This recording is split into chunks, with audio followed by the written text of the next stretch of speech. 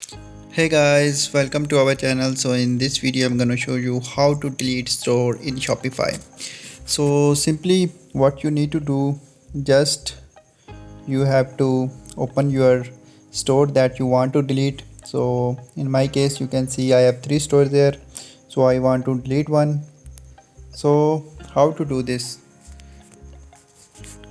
So simply what you need to do, just open the relevant store you want to delete. Like I want to delete this store, so simply I will open this store and now wait for a few seconds. Now click on settings and now click on plan. So now you can see here deactivate trial, this option available. Just click here.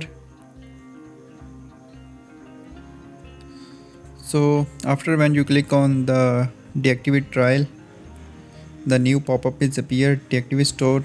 So here you can select any reason to delete the store. So now click on continue to delete the store.